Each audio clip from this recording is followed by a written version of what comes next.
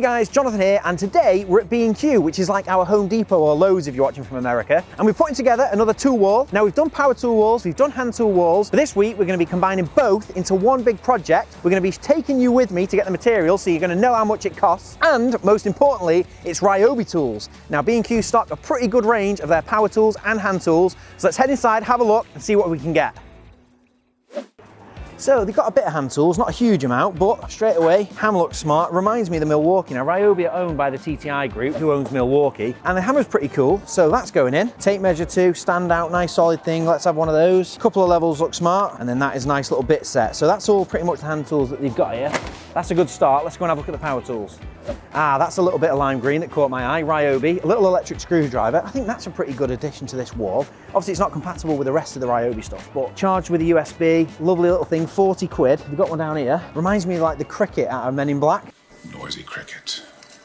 Throwback there. I think that'll go in the basket. I feel like I'm gonna break this damn thing. Right, so this is the power tools they've got. They've actually got a triple pack offer on at the minute, so kind of makes sense to go for something like a combi drill and an impactor. And then I think they've got a couple of options, circular saw, multi-tool, or this orbital sander would be a good addition because we can get that in the wall. It's a bit more of a complex shape as well. I mean, I've got more power tools than anyone should ever have, to be honest, so I don't need a huge array of stuff, but I think as a good test for the Ryobi gear, combi drill, impactor, and an orbital, and that's a pretty good deal, and then a multi-tool as well. That should give us a pretty good assessment of the Ryobi stuff, plus the hand tools. So I think that's a pretty good start for Ryobi stuff here. I'll have to look online and see if I can get some more stuff to kind of like fill out the panel, but that's enough of the tools. Let's go and have a look at the materials for the panel.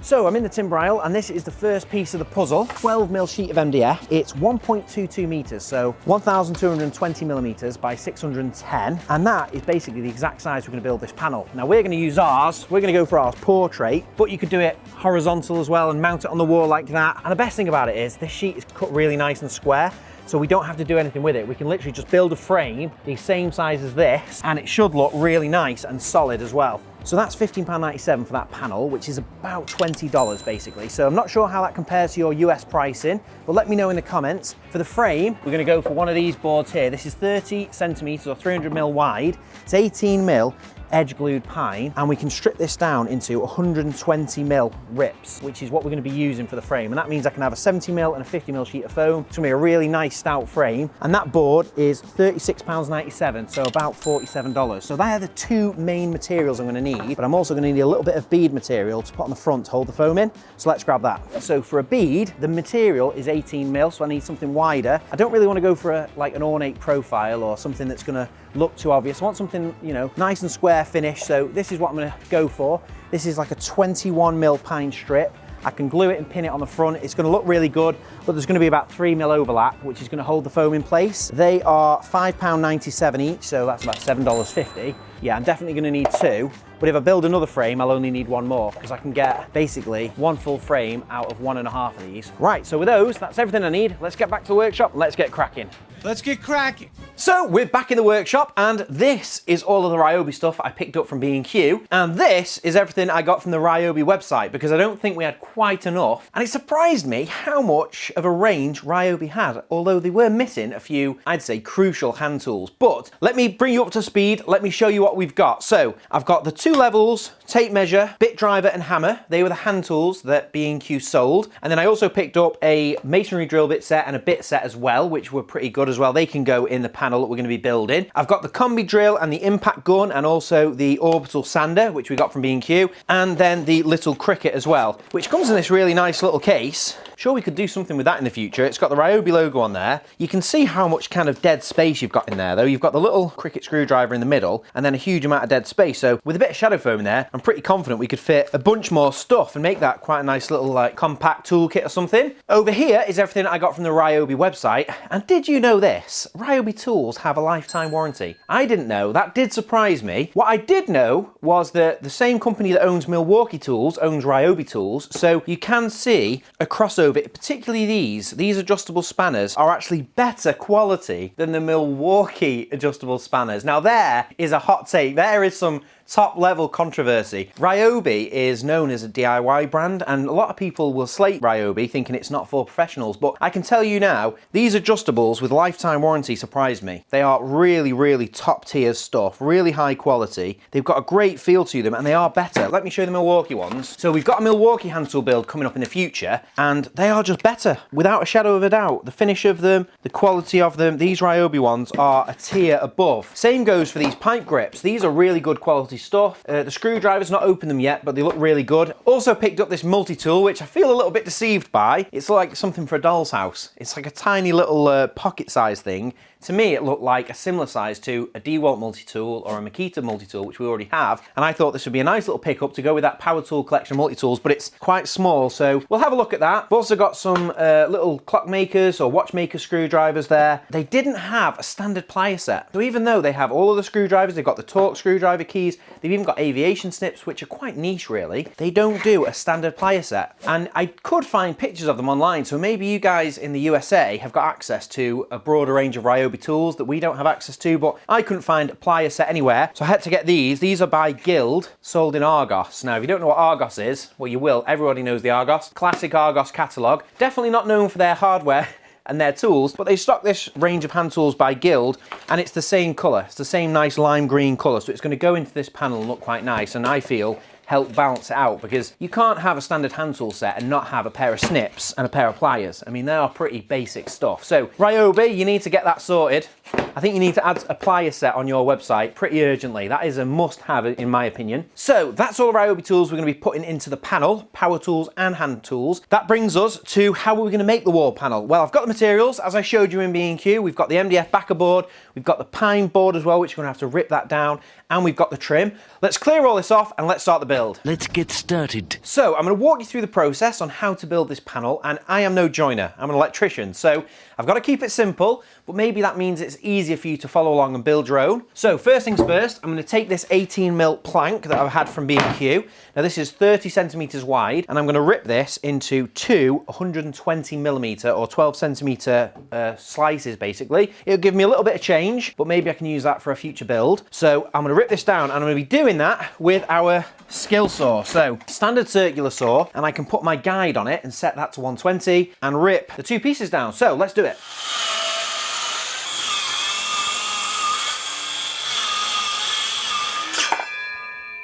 That's me rips done, and I'm happy with that. We've got two pieces now, 120mm wide.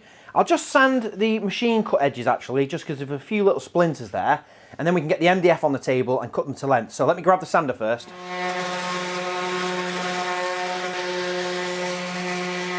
So I've got the backer on the table, and to make life easy, rather than measuring how long these side rails should be, I'm not going to do that, because you know what it's like with a tape measure. You round it up to the nearest millimetre and then it's not going to be exactly the right size. So an easier way is to just flush it at one end, make sure that's perfectly lined up, and then use a speed square, and basically I can just line this up with the MDF board, and it doesn't matter what the length is. All we want to know is that this side rail is the exact same length as the MDF backer.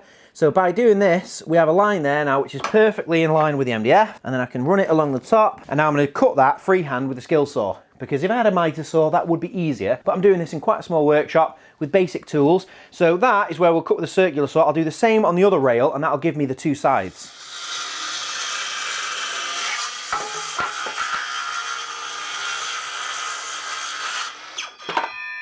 So there we go, and another bit of a top tip there, you can use a speed square as like a guide as well for your circular saw, just to make sure I put the two pieces together, cut them at the same time, use the speed square to make sure I'm guiding the circular saw nice and straight. And there we go, as quick as that, we've got the two side rails, and I can use a sander to just kind of clean up that cut a little bit, and like I say, we want to make sure there's no splinters on this thing. All we've got to do now is the top and the bottom, so we can put these in place, and then my two offcuts, this one and this one, are more than we need for the top and the bottom, so I'll use the same technique here. I'm just going to line it up and then mark it, and then we can cut them both to length. Right, so that is the rails all cut, sides, top and bottom, and look at that. That's my only waste so far, and let's be honest, that isn't going in the bin, that's going in the save pile. You all know what I'm talking about. Smart.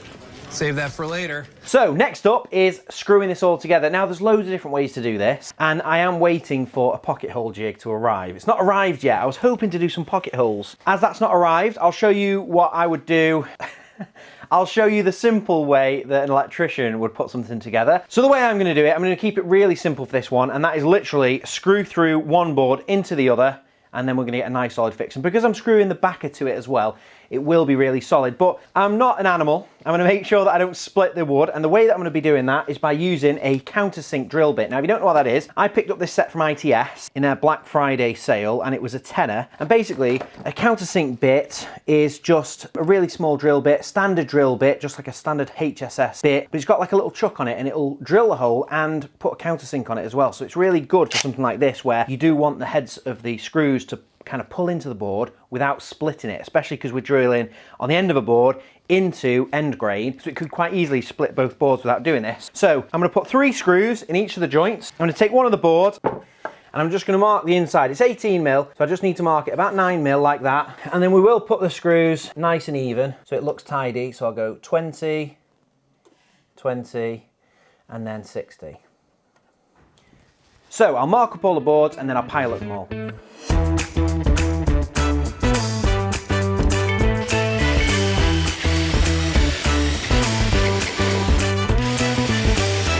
Right, time to screw it all together, and for that I've got another little hot take for you, because I've got an upgrade here. This is my normal bit adapter, so very recognisable pretty much. This bit adapter comes with most kind of bit kits, and it's not bad, is it? It's nice, you can change the bits out quite quickly, and the bits usually are slightly magnetic, so they will hold the screw, but usually not very well, and it doesn't take much knocking for them to fall off. But I picked this thing up from Dart, it's made by. I got this from a builder's merchants local to me. Probably are available online, so it's just a Dart 1/4" bit adapter. I've only used it a couple of times, but I really like it. It's nifty. So you pull this kind of collar back and it holds the 1/4" bit, and the difference is that it kind of pops forward and there's quite a strong magnet in here, and it holds the screw really tightly. So it's really held on there, and I reckon if you were screwing above your head, plasterboards, or whatever you're doing, that is not going anywhere. That is the test. That is proof. Just imagine trying to put a kitchen cupboard door on with that. You know, when you're trying to hold the cupboard door with one arm and you're trying to get the screws in or whatever, that is nifty. So, little recommendation, not sponsored. I bought that at the Builders Merchants, $9.99. Love it.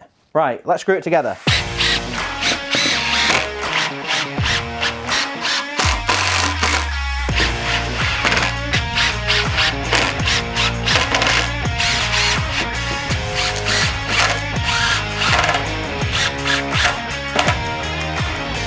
Right, so that is the frame all done and screwed together.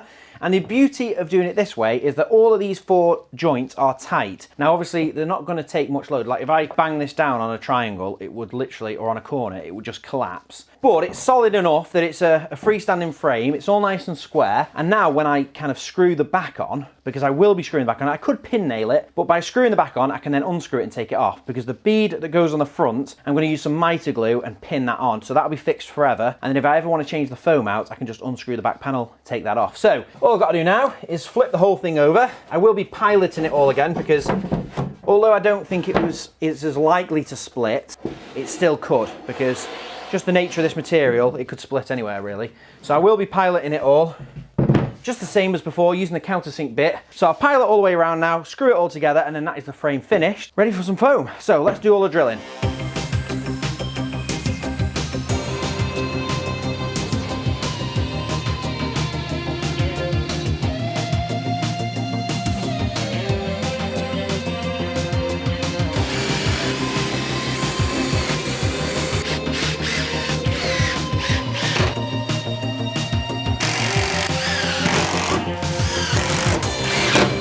Last one. So that's it all done, and it's nice and solid. Time to put some foam in it.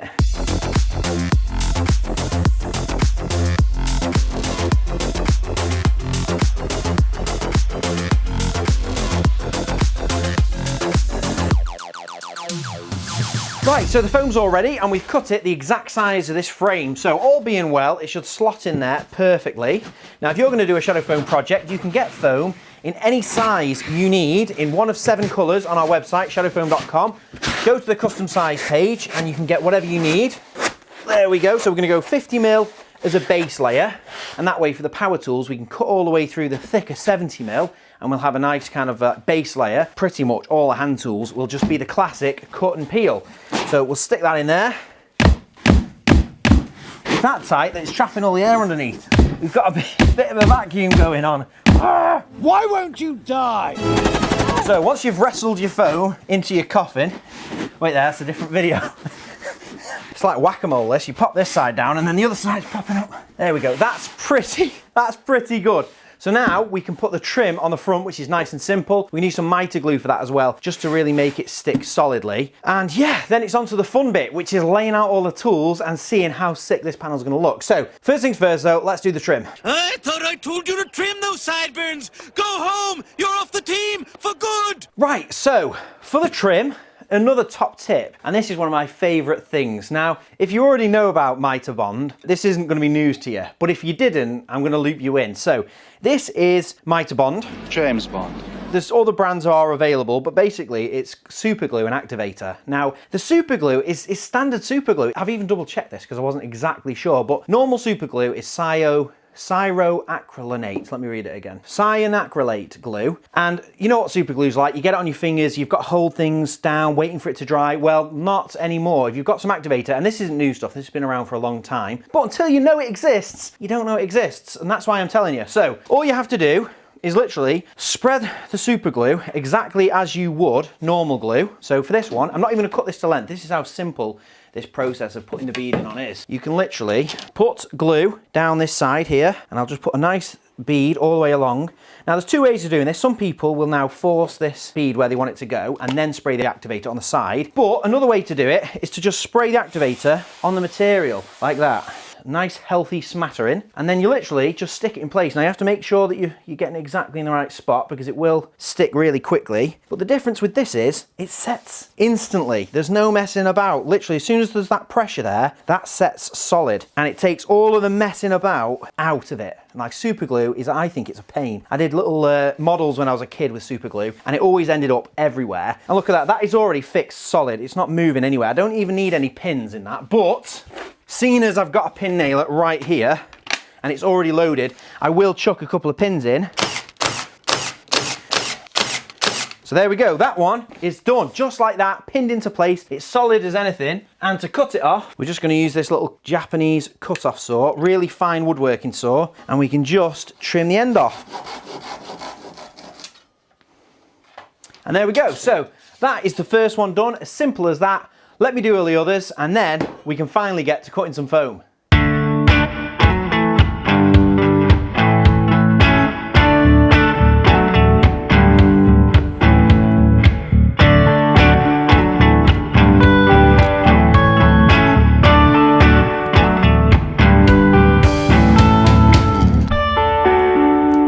And there we have it, all done. And I think that is a really achievable build. I reckon anyone could do that. You don't need complicated power tools. You need a little bit of time and patience, but what joinery doesn't need time and patience? So I think we've kept that nice and simple. The next frame I build, I would like to try pocket holes, or let me know in the comments if there's a better way to do this. Because like I say, I am no joiner, but I do love a bit of joinery and carpentry. So I am open to any of your suggestions, and I do read all the comments. So head down there and let me know how you would have done it. But now the build is done, it's on to laying out the tools and cutting the foam. So let's get all the Ryobi stuff over here and then figure out how we're going to lay it all out.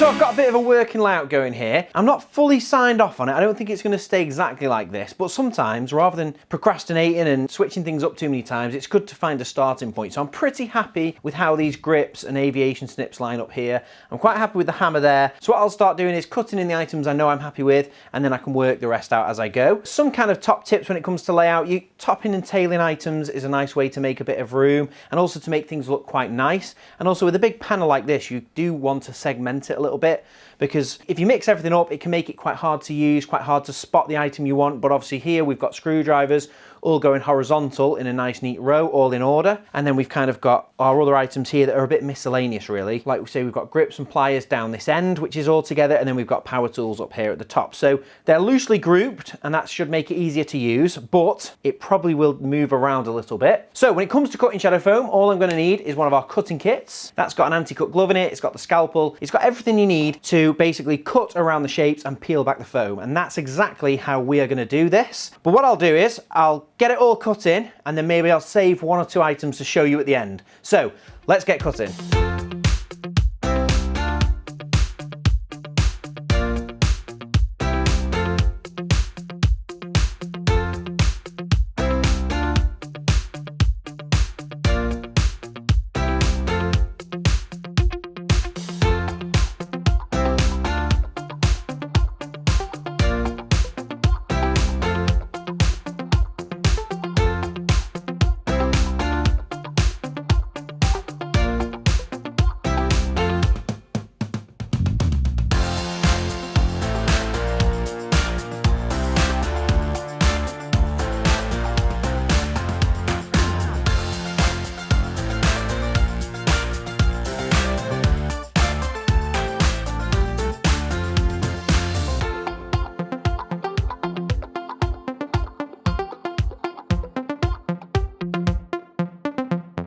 Right, so finally all the cutting is finished, and as you can see I did switch up the layout, and that kind of always happens. The trick I find is to kind of cut in the items that you know you're happy with, or find a good starting point and kind of nail those items down. So for me, I was really happy with how the aviation snips and pliers were. I was happy with the hammer, and I was happy with the two drills. So basically I started at those points and then kind of cut everything else in. The sander is the deepest item in this setup, and it has this like extraction nozzle, and it really sticks out. You can see how far that thing pokes out of the back here, and it makes it a really awkward shape to cut in. And if I was to cut around it, I'd end up with like a big square section cut out here that would look a bit, well, it would look a bit weird because that kind of spout almost is right down low. So what I do with that is I basically cut a square and then hook that underneath the foam, and then once it's hooked in slightly, I can then cut around the normal profile, and that allows me to get a much cleaner finish, a much better effect. I'm really happy with that. I've also moved the multi-tool, so I've moved that into the middle section here, and this is a simple case of basically cutting around it and then peeling out the layers, and then because this battery holder is much deeper, for that section there I've cut that a lot deeper, and that way that tool there sits nice and flush. Same with it, this is another multi-tool, but from the opposite end of the scale. This is just your classic cut around it, peel it out, and then most of the items, to be fair, were exactly the same as that. So the overall effect is all done. I've got all the items in, and I'm happy with the layout because I don't have any gaps that are screaming out to me. There's no gaps. There was one gap, to be fair. There was a little gap here, and I did notice that not only do Ryobi not have any pliers and snips in their range of hand tools, they didn't have a utility knife. And I think that's sadly lacking because all the major power tool brands, every single one of them I can think of, so it's Milwaukee, DeWalt, Makita, Bosch have a really good one. There's a few. And obviously Tough Built as well. I've got to do loads of different utility knives, but Ryobi don't. I couldn't find one. The only knife I could find was this piddly little multi-tool, which has got a tiny little knife on it. So I've added this Hyper Tough variant. So it's a pretty classic utility knife, to be fair. There's a lot of different brands that have this exact same model that's got a different logo on it. This Hyper Tough model does slot in quite nicely with the color scheme of this panel though. The main thing for me is it filled a nice gap there, which is what it's all about. It's about achieving a kind of a balanced toolkit. I didn't want to put an item there that was already, we already had a Ryobi version of, for example, but I wanted something that matched the colour and made it look really cool. So that is all the cutting done. All of the tools are cut in. The only thing I've got to do now is add some finger pulls, because some of these items are literally impossible to get out without a finger pull. Some of the stuff's not too bad because it's kind of got something poking out, or there's maybe a trigger I can grab, but a lot of these items without a finger pull, it's really difficult. So for that, all I'm going to need is a 25mm wide ruler, standard 30cm ruler, and then one of our stencils out of our stencil set. And basically I'm going to be cutting some tracks across, for example, the screwdrivers here. I'll cut a track all the way across those. I'll probably cut a track across the pliers, and then for some kind of single items I'll just put a half semicircle basically, just so you can get your finger in there and lift things out. So let's cut all the finger pulls.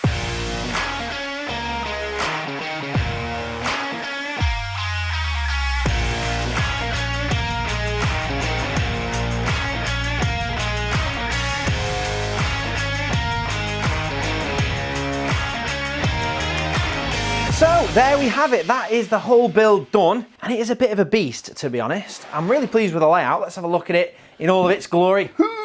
It's another heavy badger. This isn't the first tool panel we've done, but it is definitely a heavy one. There we go. So that is all of the tools in the panel. And as you can see, it's a vertical layout. So we're going to be putting it vertically on the wall. Let's go and take it to where it's going to live. Come on, let's get you home. And there we have it. The third in the trilogy. Not really a true trilogy, having 2 DeWalts and 1 Ryobi. So that is a bit of a teaser for what might be coming next. And if you haven't seen those already, go and check them out, because as you can see, there's a theme going here. And I'm excited to get onto the next walls and create what I think is going to be one of the most awesome tool displays on YouTube. And those videos are coming very soon, so make sure you subscribe, click the bell icon, and like the video. It really helps us out. And let me know, are you DeWalt, are you Ryobi, or are you the next brand? And what should this be? Milwaukee? It's crying out for a Milwaukee in here. Maybe it's Makita, maybe it's Bosch, maybe it's Skill. Let me know in the comments below, and we'll see you in the next one. Thanks for watching. If you liked that video, why not check out some of our others? We've got new videos coming out every week. And Colin Furs, what's the quickest way for people to see these videos? Subscribe.